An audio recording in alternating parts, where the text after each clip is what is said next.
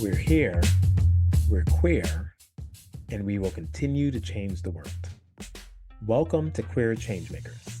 I'm your host, Justin Mezzapin, pronouns he, him, and each episode will share stories of LGBTQ plus individuals who are taking action to make a difference in our communities and beyond. Welcome to another episode of Queer Changemakers. Today, our guest is Jessica Lahore. Hi, I'm so excited to be here. Thanks for taking the time to chat with me. I'm glad you're here, and you are technically the first drag queen who's been a guest on the show. So you are number one. That's right. I love to hear it, and hopefully many more after. Yes. I was thinking about doing a whole little drag queen series, and now I have a reason to kick that off. There So we go. I love to hear it. thanks for joining. Thanks for being a part of the show. And I guess first, would just love to hear a little introduction about where you're from, and we'll just go from there. That sounds great. Hi, everybody. My name is Jessica Lahore. I'm a drag entrepreneur and artist out of Denver, Colorado, 12 years in the business, 10 years as a full-time entrepreneur and artist. I started drag in Fort Collins, which is about an hour outside of Denver. I do events, shows, productions, emceeing, philanthropy work all over the state for people of all ages and groups of all ages. And I get to travel around the country as well. I'm an influencer, fitness fanatic, makeup enthusiast, foodie, if you will, and ultimate question answerer. And I like to say that I'm the biggest whore in all of Colorado and the nastiest bitch in the state. So Awesome. Love that. Let's just start at the beginning. What got you into drag? Like, what made you start? yeah, so I actually came from a place when I was early queer, like learning about my queer identity and figuring out who I was. I remember seeing drag, I think Drag Race on TV with a bunch of friends and asked them if they would turn it off because I was really uncomfortable. I didn't understand drag. I actually looked at drag and thought it was gross. I remember calling it disgusting. A lot of it was insecurities with my own self, my own identity, what I was trying to go through, who I was trying to figure out myself to be. I was dating a guy at the time, excuse me, that was very, very into drag. And so I wanted to be supportive as a partner. He took me to my first show and I kind of fell in love with it right then and there. I was mesmerized by the queen that was on stage. And right after the show was done, I was like, hey, we should try this. And he's like, okay, let's do it. So we went to Walmart, got some makeup. He had some makeup, a bra, a wig, threw on what I thought was drag. I was like, wow, this transformation is wild. I love it. Although maybe not so much of a transformation to other people. And my partner at the time was like, you make an ugly woman, you should never do drag again. And that was 12 years ago. And that turned from a once a semester thing to a once every couple of months to a once a month to a once a week, and now 7 days a week, multiple shows a day. That is what I'm doing. So it's crazy to see the progression and growth over the years. I love that, especially because your first instinct was, nope, I hate it. This is not, can we not do this? Yeah. And it took one drag show, maybe less than a drag show, to get you into it. At like half of a performance. So Yeah, I just love how us humans can grow. So Jessica Lahore from Denver. What inspired the name Jessica Lahore?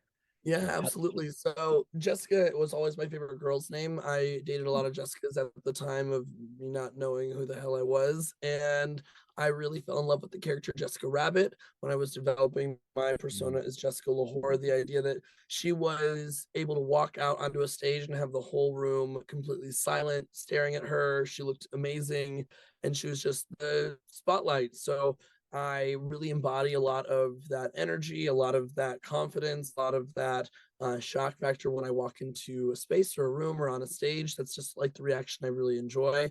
The L apostrophe is a French grammatical thing. I really love the French language. I was almost Jessica LaRouge for a minute, and that didn't sound right. But in college, I was slut shamed a lot. I was very positively, very sex positive, very body positive, like I am now, but very expressive of that. I've always been a huge proponent of you should be able to mess around with as many people as you would like, as long as you're consensual and it's safe and you're communicative and everybody's enjoying themselves. Well, in college, I was very much slut shamed for that. So I took the horror piece and embraced it to start a lot of different sex positive conversations and searched online. There are other lahores out there, but I took the E off to say that I spell it different. So it's my own household. And I just tell everyone I'm an illiterate whore. So, yeah. There you go. Plus the E's silent. So like it's not even doing anything. Just awesome. So what's your favorite part about being a drag queen? I would say honestly, I have the opportunity, and I've said this even when I was earlier on in my drag, that I have the ability to impact people's day-to-day lives and experiences, especially when they're at drag shows or they just have an interaction with me. I think that the world is going through a lot of hurt. People are going through their own things. And so if I can offer a little bit of laughter, the ability for you to feel better about yourself, a lot of times a shoulder or an ear to listen to, depending on how comfortable people feel expressing what they're going through to me, I'm happy to do it. I really get to interact with hundreds of people a week and change a lot of people's mindsets and attitudes about what their weekend day can look like. I like that idea of changing their minds of what the days are. Because I guess when I go into drag shows or watched on TV, I think of it as something I'm consuming and not always something that I'm like, oh wait, I'm a part of this. Interesting. So with that, when it comes to drag shows that you do, what makes a good crowd? Like what are the crowds that you love to like be with when you The do? crowds that I love to be with, it is not about the size. It is really about, are you interested in being there? Have you really thought about where you are and why you're here? Nothing makes me more upset than having a packed full of people that have no desire to be there, pay attention, to watch the performances, to engage in any way, shape, or form. And it's kind of like, why participate? I'd rather have a crowd of 5 people that all came to be invested in the show than a crowd of 100 people onto which all of them are making the entertainers feel as though they should not be there or that they're inhibiting the fun of their night. So I really enjoy engaged crowds. That means you are, able to clap, cheer, stomp, make a snapping noise for your entertainers, whether that's a financial way of respect with a dollar bill, whether that is, telling a manager or a host at the end when you're taking photos that you loved and appreciated the show, whether that's tagging photos and videos for the entertainers and following them. I really just enjoy the crowds that came to enjoy the show and aren't really forced to be part of the experience that they didn't sign up for. Awesome. Awesome. Yeah. I think engagement is always good. Always good. Because I feel like the vibe of crowds and community, like I'm a big community person. And so for me, it's like, how do you bring the community into the thing that I'm doing or engage the community where they're at? Because like that's the whole point, right? You can do this at home, but it's more fun with others. And then my other Absolutely. question in this direction is, do you have a favorite song or like performance that you like to do of all the I get this question a lot. I'd say after 12 years, you kind of have like a top 10 of go-to Mhm. songs that at any drop of a pin, somebody could say, perform a song and you could throw it on, and it's either a mix or just a simple one. Some of them include Pictures of Your Dick by Rachel Bloom. It includes Acapella by Carmen, Amazing by High Fashion. It's All Coming Back to Me by Celine. Mm. When Not When Love Takes Over. Came Here for Love by Sigala, all a variety of different eras and styles of music that I enjoy performing. And I think really it comes out to show the crowd that I enjoy performing it. Nice. I'm a big fan of the Celine one. Of course, you gotta love a little bit of Yeah. Celine. The days, the nights were so cool, cold, both, whatever. I don't always know the words. Cold and warm. It's hey, we have climate change. Whatever temperature the nights were that night. Oh, especially as it's summer, but today's like a fall day. It's weird. So you are on tour now, it sounds like. Yeah, I'm doing a viral series that took off about 2 years ago called Ask a Queen Anything. I post up around different landmarks, different community spaces, bars, venues, um, wherever I feel like with my sign and my team, and I stand out there with a microphone in full drag. I encourage people to come and talk to me. And if they ask me a question I've never been asked before, I give them $1. In the last years, probably had Ooh, over 500 questions, given up over $500 to different people all over the country. The series ended up taking off so well that we decided as a team to take this on the road and make this a tour. So I'm doing 15 cities in the month of August. I've finished 7. I've got about 8 more left in this last little stretch. And I post up at different bars and nightclubs or monumental places. So we went to Dollywood, we went to Mall of America. I'm going to Hollywood Boulevard. Tomorrow we'll be at Disney World. We're going to the White House at the end of the month. So there's a lot of different places that we're putting up this series to see what types of people and what types of questions we'll get throughout the series, throughout the tour. definitely sounds amazing. And also like a big, because what, today's the 19th, and you have 8 cities left in the next 2 weeks. That's Yeah. very, very ambitious. But Yeah. I love it. It's going to be summer and you're going to be here. And I believe it'll be a nice day. It won't be a desert outside, I hope. No, and if it is, I'll still be there. Love it. On this journey, what's been like the most common question that people have asked you?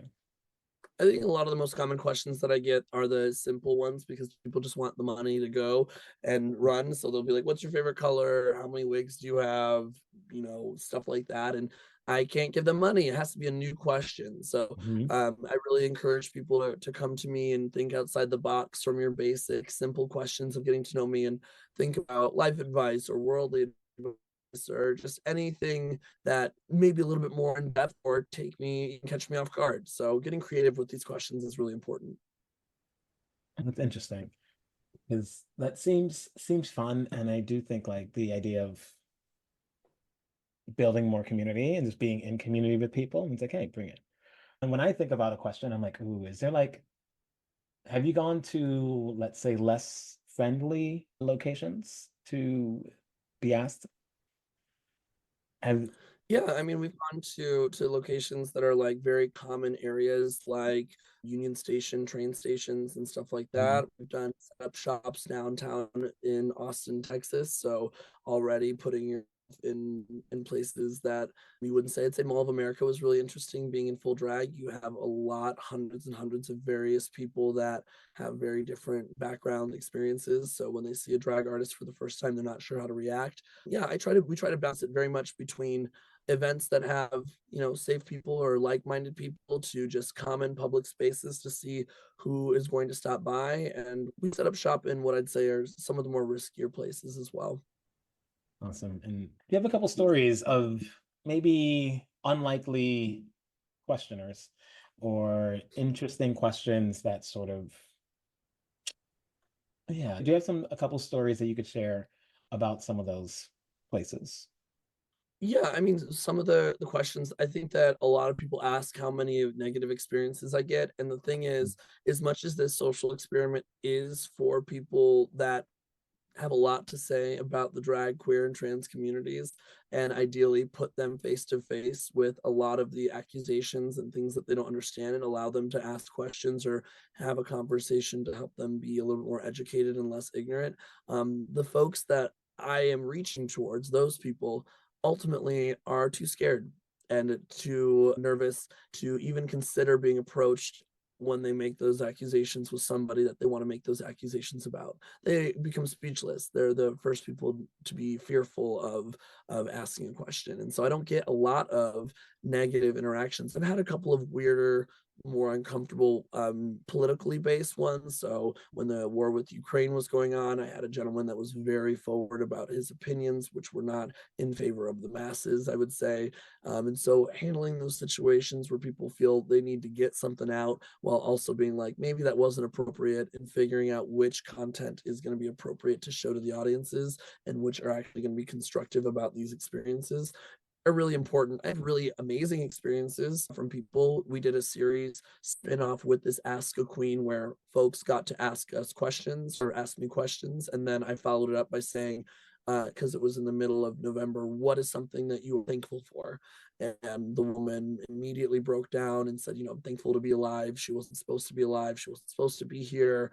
and she really told a lot of her story and opened up. There's another woman that stopped me after her question and said, with permission, can I pray for you? And that video took off. And having somebody simply just express kindness and protection and the want to see other people be safe is really life changing when you have prayer in the queer community seen as such a negative experience. When people say, I want to pray for you, it's not really what we would commonly think. It's very much, oh, you're about to shame me and put me to and tell me I'm going to hell and say that I'm wrong and everything is incorrect.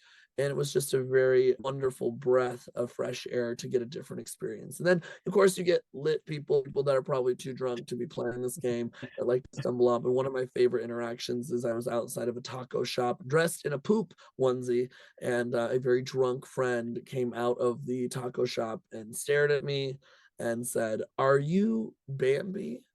And I said, "No, I'm a poop." And he said, "Cool." And then he just stumbled away. That was probably one of the most memorable experiences because it was random and it's on camera. It's just this weird silence. And then he asks, and I'm like, no. And I mean, I'm clearly like a poop emoji. Like there's nothing else you could confuse me for, but just funny moments like that. Fair, fair. Did he get $1 for asking you a question that He, he hadn't he been asked got a before? dollar like everybody else. Nice. Oh, okay. That's awesome. Like I definitely interested to see more of where this journey goes and seeing some of these questions. I mean, we've done this for over 2 years now, and we've done at least one a month, if not more. We've had probably about 10 to 15 of the videos hitting the millions in terms of being viral. It's really cool how much people are attracted to the series. Awesome. Okay. So you're gonna be here in DC. Which days are those? Which days I'll will you be be here. here? I'll be here on Sunday, August 31st. I'll be performing at City Tap DC for a drag brunch at 11 a.m. And then that afternoon, I'll be doing my Ask a Queen downtown, and then at the White House outside area. So make sure to follow me on the socials to know what time I'll be down there and where I'll be posted up. Okay. I mean, all things considered with current political events. So, Fair. Yeah.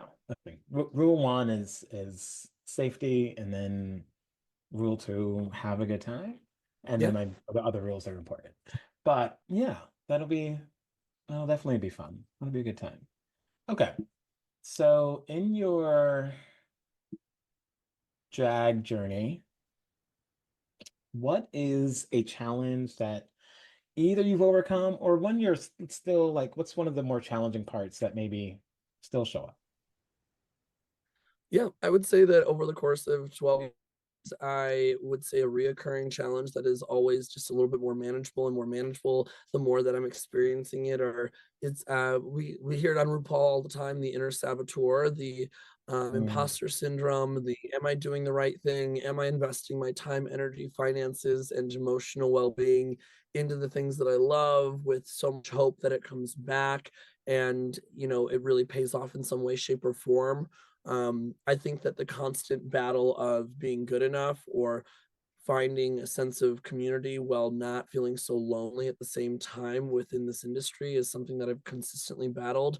And when I find myself in those slumps, it really is taking a step back, taking a deep breath, and finding a way to remember how much I enjoy doing what I do when I wake up, how much I need to remind myself of the impact that I have on at least one person on the daily. And so, although this seems to be a consistent challenge of self worth and self love and constant battle, I feel as though every time I'm met with these challenges, these instances that derail me, I get back on the tracks significantly faster. And I think that's more of a celebration than remembering how long it took to get out of it, but to say I did get out of it, and I'm capable of resiliency. I'm capable of of bouncing back from something that seems in that moment the most destructive and world crumbling.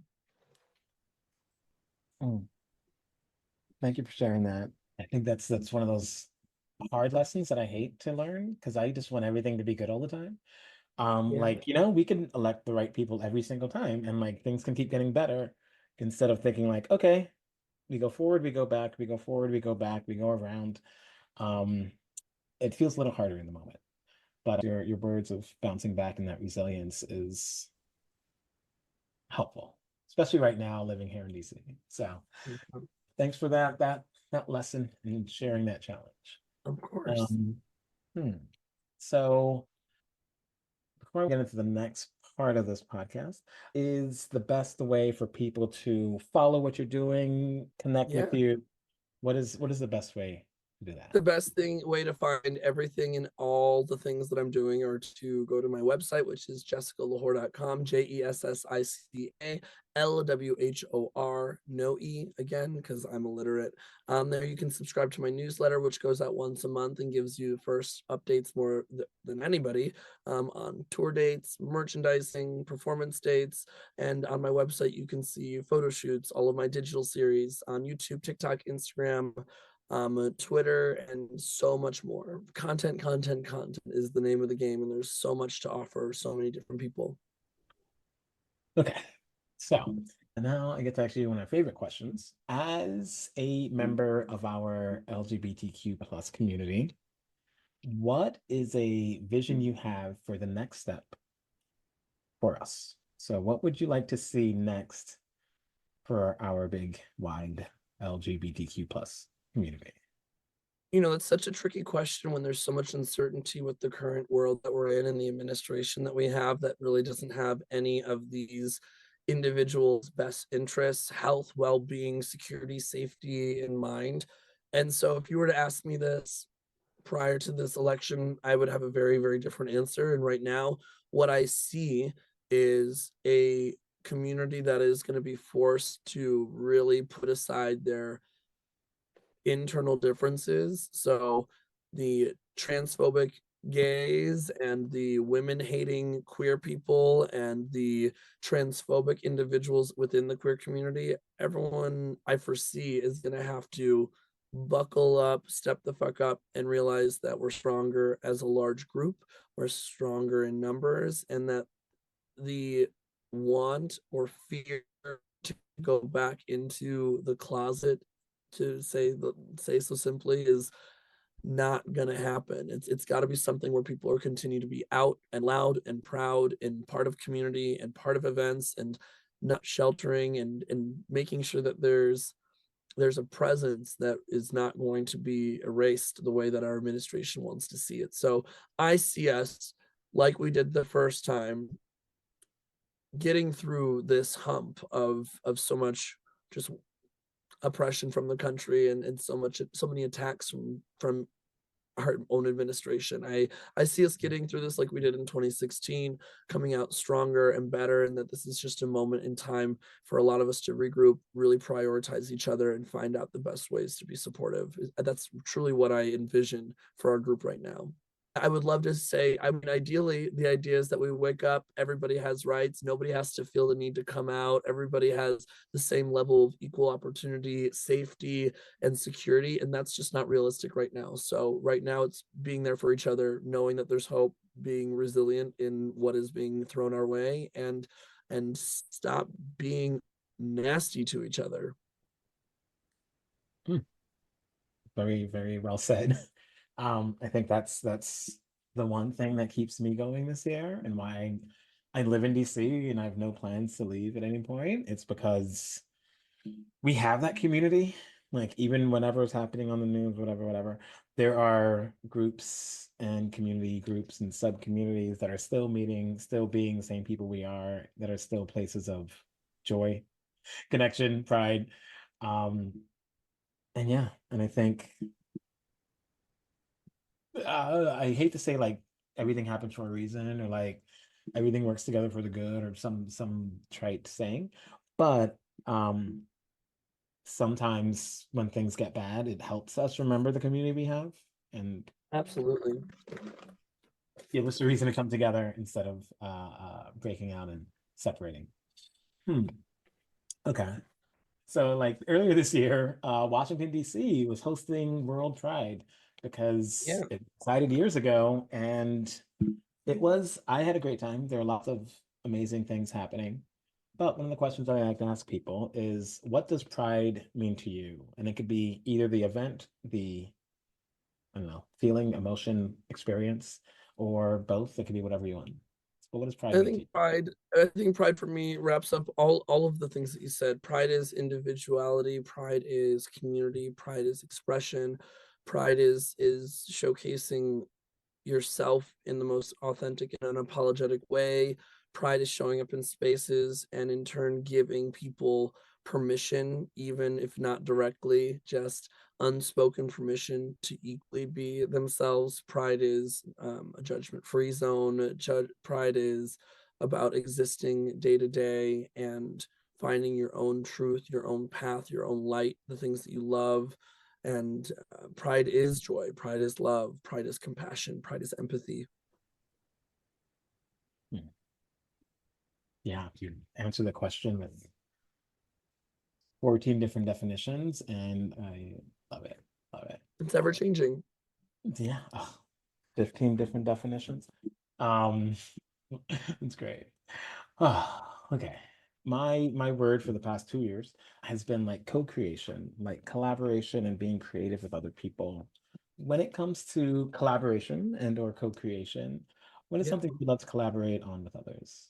I've had this dream for quite a while, and I usually take on a lot of these projects and dreams myself because I have the motivation and the drive and the vision to make it happen. And this particular project is not possible without, you know, the right people side by side. And honestly, I think that we're in an industry as a drag artist and queer people that RuPaul's Drag Race, for example, is kind of an end all be all, goal. And I'm not saying to take that goal away, but I am curious to provide alternative options to folks that may not see Drag Race quite as their lane anymore with how much it's been changed. And if I could take any project in collaboration and make it to life, it would be highlighting an incredible cast production style of local entertainers here in Denver with the support of incredible local artists around the country and find a way to put the power, the visibility back into the local artists to be seen, to be compensated, and to feel as though they have the ability without Drag Race to be seen, to be heard, and to be given a platform. Okay. Yeah. So more platforming for local artists, especially in Denver. And I agree with that a lot. I think there was a some talks leading up to World Pride, and they had three different drag queens of three different generations who are in this area and or have been in DC. And I think that was one of their concerns. They were like, hey, World Pride's going to be here. Let's not just focus on the famous people from RuPaul, but like, how do we make sure that our queens are involved and also paid and taken care of because, we were here before and we'll still be here. And um, And those famous people come in for an hour and then they're gone, but they leave the local entertainers to keep the scene thriving and booming. what I hope is we will continue our spaces. Because as you said, even with your vision of having more community and putting aside our differences, it's how do we support both our queer artists and our queer establishments? Yeah. Because some of the resources aren't out there anymore, aren't as free flowing as they used to be. And I'm also thinking about how do we support our queer community organizations and nonprofits that may have lost federal funding for reasons that are obvious, and or people who've lost their jobs and means a lower donor base. So you mentioned that you also do some philanthropy or doing shows for that. Are there certain organizations in your area that you love to support that you'd like to share with us? I work a lot with the Drew Project, which is an organization that was built after the Pulse nightclub shooting. The Drew Project is named after Drew, who was one of the victims. And this organization spreads the message around the country, around the world, fighting against gun violence and fighting for stricter legislation towards gun control. They also provide the largest GSA handbook to individuals and schools and GSAs all over the world to help start gay straight alliances at their own locations. They provide educations and grants to queer people that are going to school or have been to school to pay off debt. So the Drew Project is a huge one. I do a lot of work with the Northern Colorado AIDS Project and Denver, Colorado AIDS Project, Be the Vibe, Transgender Center of the Rockies, to name a few. We have a lot of incredible groups that cater to trans individuals, queer people, and homelessness is a big one. Although the organization I worked for, Feeding Denver's Hungry, recently shut down in the last probably year. Wow. They were a group that I was actively involved in that continuously helped with feeding, housing, and clothing homeless individuals. Thanks for sharing those. And I'll definitely remember to put some links in the show notes as well, because I do think that, especially now, supporting the organizations that are supporting our communities on the front lines, they need all the support they can get as well. Yeah, absolutely. Okay. Thank you for that. So I think it's time for rapid fire questions. All right, let's Okay. do it. First question in this is, what is something that inspires you and why? I'm inspired by watching people get their flowers and their big breaks for the first time. Mm. I'm inspired by watching auditions and watching people's videos where they had been working for 10 plus years, have been working so hard or put so much love and energy into a project or an idea or their talents or practice and practice hours and hours, and then watching that moment where they finally get their flowers and their big break, and you can just see that this is what they were meant to do, and you can see all of the trouble and struggle that it took for them to get to this moment and how rewarded they feel. I'm inspired by those people that never gave up. I'm inspired by people that are in their 80s, 90s that never stop dreaming and continue to put themselves in situations to make their dreams become a reality. I'm inspired by people that have never give up and show that putting in the work will reward them. Awesome. I love seeing people get their flowers, and especially while we're still alive and we can always give flowers. Yeah. So I'm putting more of that into the world. Okay. And then the next one. So, what is your favorite self-care routine or activity? Baby, if we're gonna be real, I usually work, Monday to Sunday, Tuesday to Sunday. And so by the time I hate working on Mondays. So I try to really keep Mondays off, but that's not been the case recently. But Mhm. Sunday night, last show, it's probably 1 o'clock in the morning when I'm getting home. I've got some kind of snack sitting on the side of the bathroom sink. I've just taken my makeup off. I've been blasting music, or I'm in complete silence. It's nothing in between. It's either one or the other. I'm either dancing my heart out naked in the bathroom, or I am completely silent, processing the day. I smoke, I don't know if I can say it, but a fat blunt or joint, and I run the shower, and then I take about an hour and a half of just listening to music, letting the water cleanse my body, escaping and mellowing out from all of the emotional energy spent from the week. And that is my filling of my cup. I go reach out, I grab my little snack, I take a bite, I go back to the shower, and I'm a happy human. That is my major self-care outside of like regular gym and fitness and activities. That is something I really enjoy every week if I can make it happen. Awesome. I love asking people that question because it gives me ideas and our listeners ideas, and also just like reminds me, even if I have my own idea, like, oh yeah, I could do more. Like it could just be nice just to like, Hey, give it a try. You never know. relax. Yeah, like my building has a hot tub, so that's my thing. I'm like, ooh, Oh, love. yeah, yeah. I may or may not have been in there before we were recording this episode. I That's was. fair. I would be too. But yeah, well, thank you. All right. Ooh, my actual favorite question. Do you have a favorite joke?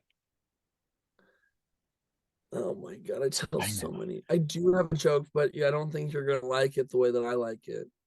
Are you Well, ready? let's go. I mean, I just like new jokes. Like Okay, people asking you questions. I want people to tell me jokes. here's the joke. Are you ready? It Yeah. is my favorite. Why did the plane crash? I I don't know. Because the pilot was a loaf of bread. That's it. It's fair. That makes sense. That's my favorite joke.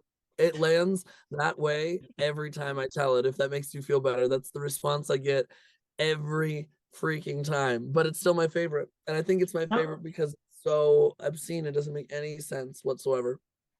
It doesn't. But I mean, if a loaf of bread's there, it's probably gonna crash. It's gonna Um, crash. makes sense. There you go. There you go. I'm gonna use that sometime, but I don't know how Do I'm it and gonna see do what it. happens. I'm gonna do it at a bakery, and it's gonna be so There you weird. go. They will love it there. Uh, okay. Two more questions. So, who is a queer change maker that inspires you? Who is a queer change maker? Somebody that is making waves, creating change that inspires me. It is a really fabulous question. I feel like there's only queer people on my timelines, and now I can't think of any of them. Um, I will always be a huge fan, and I know many other people will, of the strength, authenticity, resiliency, the ability to find common ground, connection, and heartfelt curiosity with is T.S. Madison. Somebody that Oh, I think has never gotten their flowers entirely and continues to fight and fight for their flowers and their time in the spotlight and shine. Granted, they have been in the spotlight for many years, but they still do not get respected to the level and the extent that they deserve. And I'm reminded of that when I see them in interviews, when I watch them host their podcast. They deserve more. And I'm a big fan of the conversations that they're willing to have, the hard conversations they're willing to have, calling people out when it's necessary, the strength that they have as a human of being that bitch for however long and consistently being that bitch. I think is something mhm. very admirable. Awesome. Yeah, I'm a fan, and you're right. Like, there's not been enough Not celebration enough. and gratitude yet, so we get to keep it going and do more.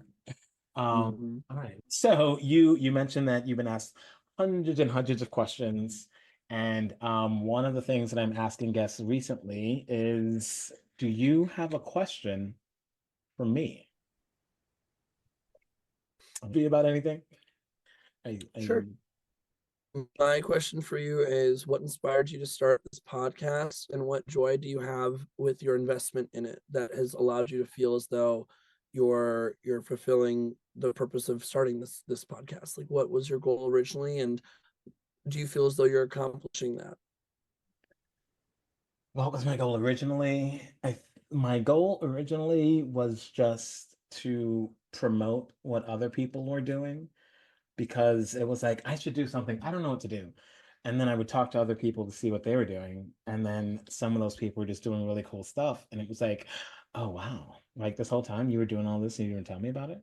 And then I was like, you know what? Maybe I'll start a podcast and that'll like help me hear more stories of what's going on in and around our community. I started this in 2023 when things were a little less bleak. So it was nice to be like, oh, this is a nice little jolt of what's going up. Let's build myself up. And like, that was great. If I didn't record this podcast, I still had a great time, and I'm glad that's happened, but I also get to share it. So that's been great. Has it achieved my goals? I don't know. I think it's been a fun journey. Every time I'm in the process of recording an episode with someone, I'm like, oh yeah, why do I not do this more? Why don't I do an episode every single week? Yeah. Yeah. And then when I'm editing it, it's a different story. But the recording, the conversation is always great, and just meeting new people, and yeah, and just like asking people some of the questions, because like the vision question itself, it's like, oh, the world's on fire. How do we answer this question? But also sometimes people answer it. It's like, okay, if the world wasn't on fire, here's this really cool thing. And it's just nice to hear like what people want to see in the world and see in our community. Because yeah, if it's going to happen, it's probably going to be on us to make it happen for our community, like no matter what the vision is. So the more we say it and share it, hopefully others can also hear and share and connect. And then we just keep making it more and more of reality. Because like Yeah. it's 2020, what, five now? And 2016 happened, but also like 1970s, 1960s, 1980s. That all happened and we made it through. Sadly, not all of us, and that still continues, but like we made it through because we came together as a community. So I hope to be one other person to help us come together more as a community. And if we can do that with joy or a couple of jokes, whether or not we a couple bad jokes along the way, like it sounds like a plan. Oh, yeah. Okay. So thanks for asking that question. I'm glad I get to share sometimes. Okay. So now my final question of the podcast, final words for you is, do you have a piece of advice or guiding word of wisdom that has been helpful for you in your journey in life? The last 4 years, I've been a really huge proponent of the triple threat phrase of manifestation, mindfulness, and motivation. 3 words that I, on a daily basis, bring back into my mind in my decision making, in my aspirations, when I'm feeling low. Manifest your dreams into reality, stay motivated to make all of your dreams come true, and be mindful of the way that you go about making these things come true and how they will impact yourself and those around you to make that they can be the most successful. And I think that those 3 words have really pushed me daily to get to where I'm at and to be proud of that.